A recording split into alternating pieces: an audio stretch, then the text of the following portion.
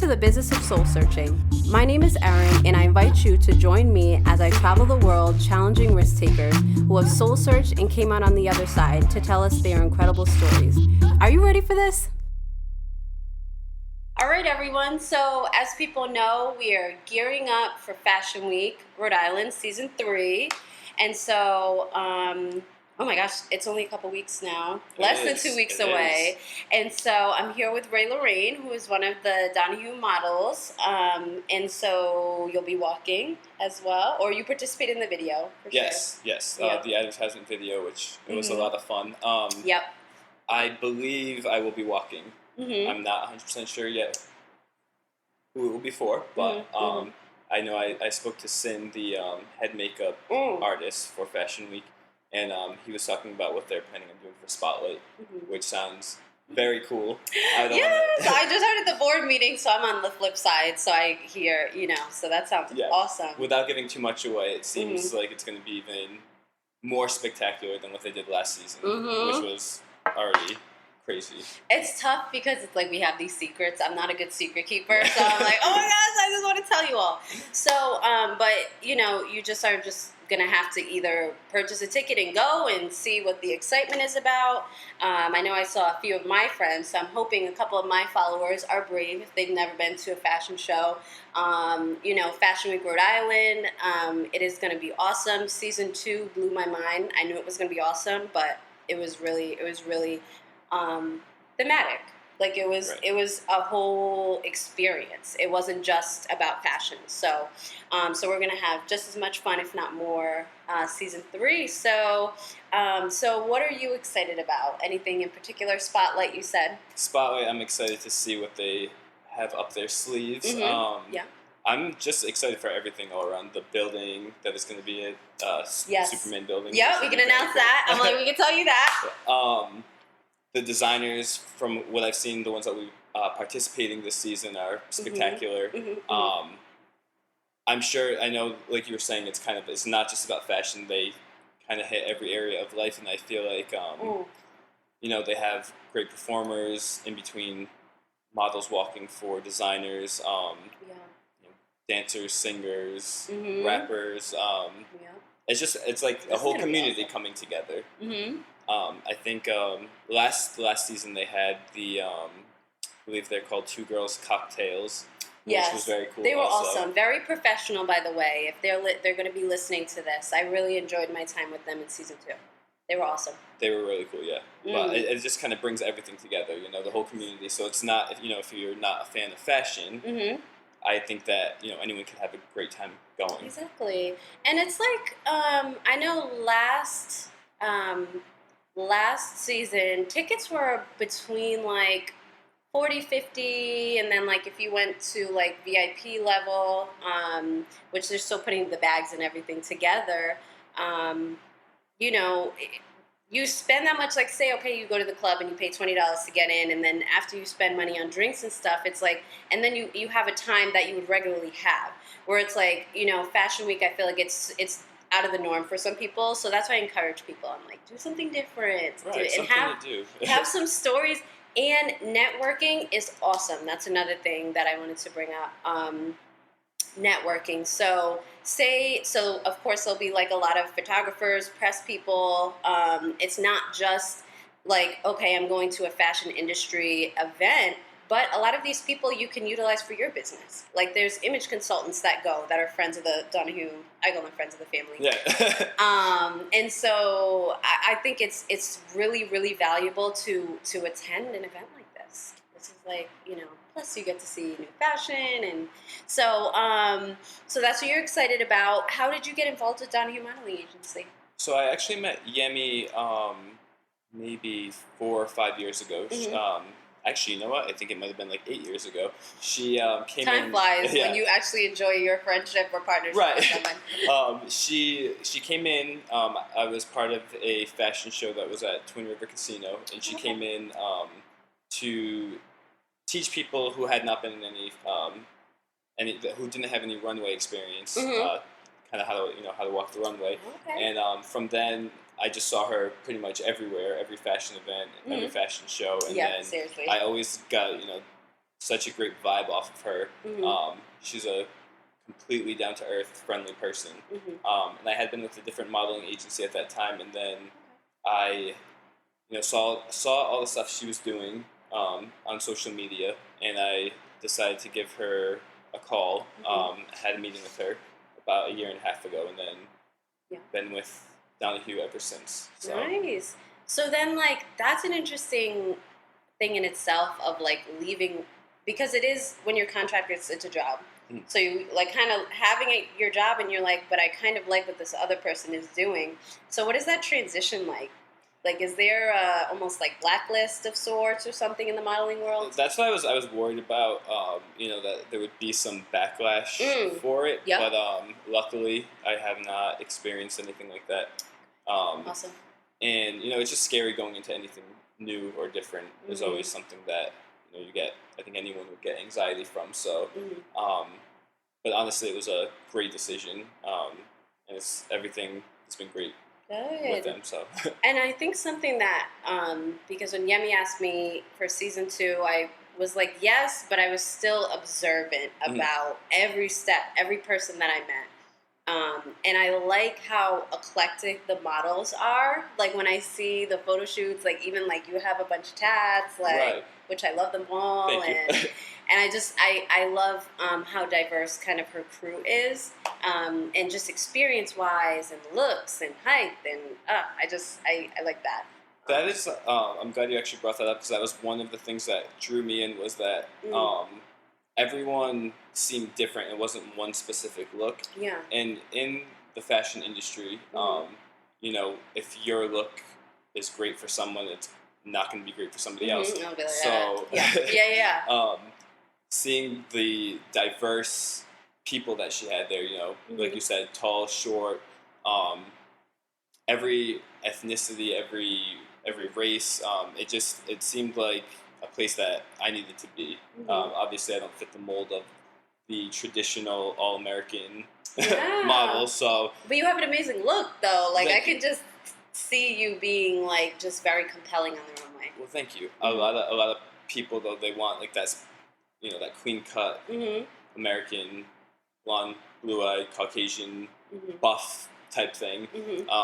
But with seeing Yemi's models, it was like, oh wow, they have every category, which is great, because everyone wants something different. So everyone's not going to want that traditional or. And I would think you'd be able to, like, learn something from someone that has a completely different culture from you, and, like, what that brings to the table, that you're like, oh, I've never even thought of doing a look like that for me, and that works better than all the looks I've been trying to do, if it's, like, facial, or just how you hold your hands, or I'm learning little by little. Yeah, no, they're all been great, and the thing is, it's like how you said you called it a family, pretty much. That's pretty much what it is. They're, everyone's extremely nice and supportive. They are. It's always a great time. You never feel like you're working. You feel like you're just having some fun with some friends, you know? And building your, like, empire, because something we were discussing before. So modeling is a trade. I think a lot of misconceptions is that, like, modeling is easy, and that anyone, because now in 2017 we have a bunch of, like, Instagram models, no shade, but hey, right? And it's like, like, official modeling, like, this is actually a job that people are booked for, and travel, and you're under an agency. So what are some misconceptions that you think are, like, frustrating in the model world? Kind of how you just pointed out, it's definitely not easy. I think that if you kind of just threw someone in, if they're saying it's so easy, they kind of, I'm sure, probably wouldn't have a clue of what to do. But also, I mean, it's always evolving. So, like, even something like this, I'm not very great with speaking. But being here, it's an awesome opportunity, and it kind of, a lot of things bring you out of your comfort zone. It's not just walk down the runway and that's it, or have your photo taken. You get booked for countless of other things, like a commercial, whatever. Something that I was like, I have no idea. I have no idea what I'm doing. But oh my gosh, how was that? Like, so nerve-wracking. It was a lot of fun, but the days leading up to it, very anxious and can't sleep at night. Exactly, pretty much. Even being there, it's just because you don't want to do anything in the commercial I did that was through Yemi had booked it for me. The other people involved in the commercial, all of them were actors, like professional actors, and I was the only non-actor, so to speak. And so that, like, getting there, everyone's talking about what they've done acting-wise, and I'm like, oh, They're like, done nothing model. at all. Like, yeah, my agency booked me. Yeah, but it was a really cool experience. And if the opportunity came up again, I'm sure I'd still be nervous because I feel like anytime you're passionate about something, you're going to be nervous. Yeah. But in a positive direction. Right. I won't be as nervous if it were to happen again. So. And what I inspire my listeners to, I was telling you a little while ago, is to sometimes take that risk. Because Definitely. that was like a good risk. That's not like, oh, let me like shove my head in like a tiger's mouth. That was like, hey, like I could benefit from learning this part of my trade, because I feel like what I'm hearing from you is that that's part of it. That's one piece. You can be booked to do a commercial again. Right. So it's good to know. That's awesome.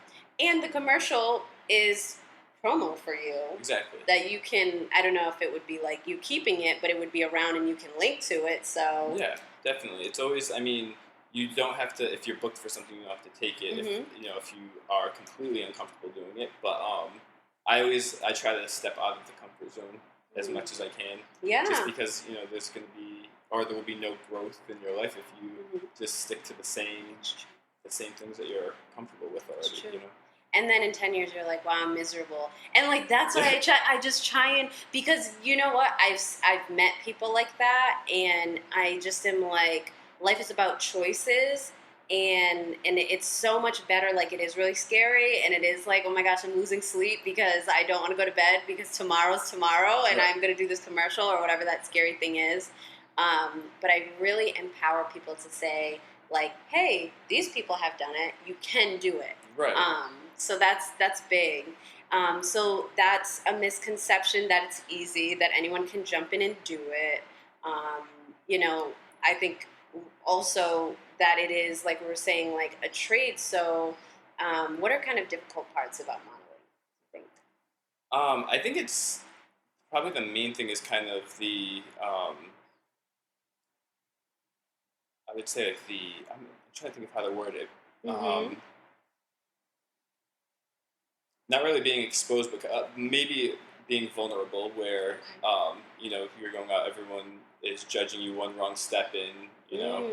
There could be a bunch of people saying this, that, or the other thing, and then also there will be people that will just have nothing but negative things to say, which whatever. It's a choice. In real life, like that happens in real life too. Right, and another misconception I feel like is that a lot of people in the modeling world, they like crave attention or something, whereas just because like I could get into the zone and go down the runway, like at like a party or something, I'm like usually not the one that's trying to be in the center, or kind of melted off into the back, and so I think that's another misconception, as well as a lot of people, you'll hear that they feel models are stuck up or like bougie. Right. Bougie is like the new word. Okay. I mean, and like in any field, there are some that are.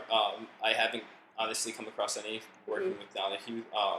I think they're all very down to earth. The people that I've worked with through Donahue, and many other places too. They're that's just a common misconception. Another one is that they may not be the most intelligent people. We talked about that, but I mean, people do other things on top of.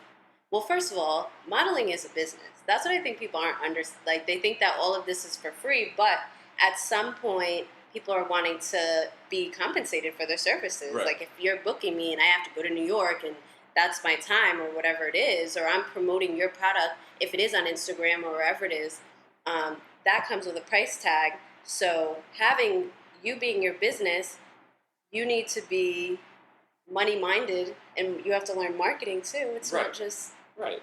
And the majority of people that have other jobs, I work at a behavioral health care facility as a supervisor, and also coordinate a program for the Rhode Island parole through the agency that I work at. So it's not just, modeling, it's a little bit of everything. You know, a lot of people, like we were saying, have to be intelligent to make the right decisions in the modeling field. Yeah, like there's contracts. I mean, I was learning this. I knew some of this, but I was learning more when someone really was like there's a contract, so I need to learn what a contract is, so I don't, screw myself out of like, a lot of money, partnering or whatever it may be.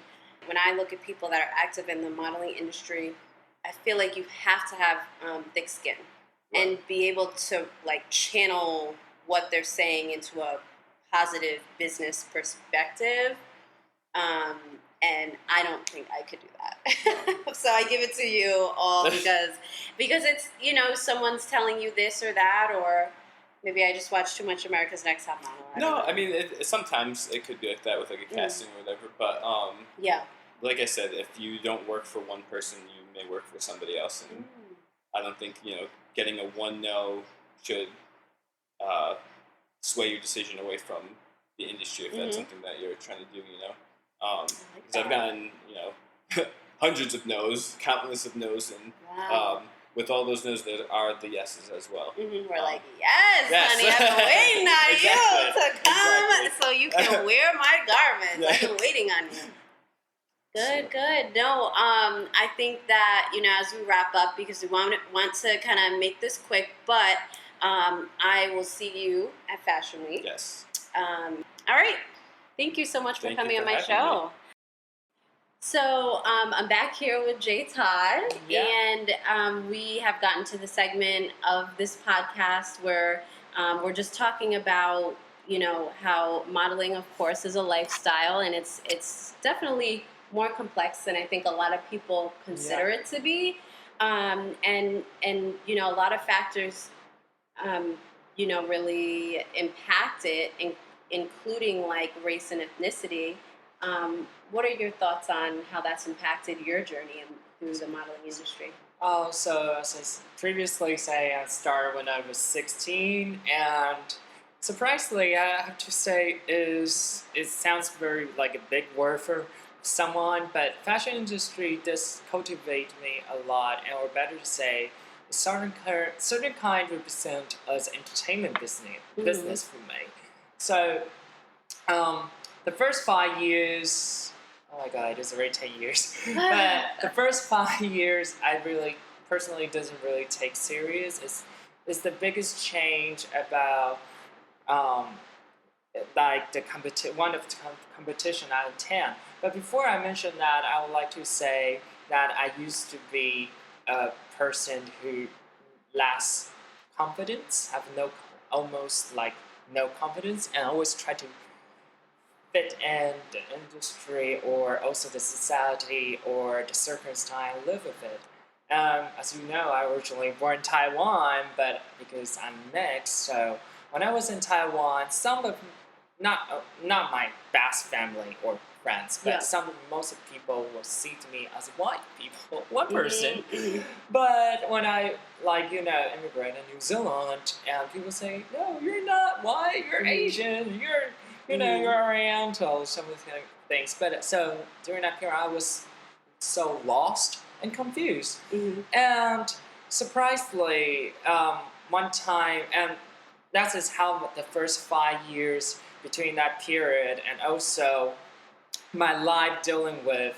So I just try to fit in what I don't really care about what people define to me or tell me. Okay, if they say I'm white, then I'm just white. If I tell me about Oriental, I'm just Oriental. But since there's one when I start to be taken serious is after one modeling competition. I start doing the modeling in the traditional way. Like join the competitions or discovered by the agency. And that is what I was discovered by one representative by the agency. And then she asked me to go to competition. And fortunately, I won. And during that period, it's also gained. But that is the long story. I can take a long story in short. Is I learned again the confidence inside the competitions, and that because I'm just so startled and didn't see myself saying, oh, in a certain kind of way that is a mixed Asian guy can in fashion industry. And also maybe because I'm in Asia, but I also kind of switched me a little bit when I start to travel into another country, and also until now in US, especially in US, I feel like, oh, your uniqueness can make your strength. And the fashion, your appearance of beauty is just purely that the core values society define. There's not exactly beauty or handsome. We just fit the market. And that's what I'm saying, the marketing and diversity. And also, what I keep saying previously, what I thought about the fashion industry, about diversity, is how you experience and learning from each other. Like enrich yourself. It's not because our skin color, our height, and I also mentioned about reality, because the reality is not everybody are 6'4". Not everybody is 6'3". And for me, I'm only 5'11", almost 6 feet. But you have to think the majority of populations, their height probably only like more like me, or 5'9" or 5'10" in US, and maybe in Asia, might be in different country. In general, the height is different. So the buyers, they have to know how exactly when they look from us and address from them.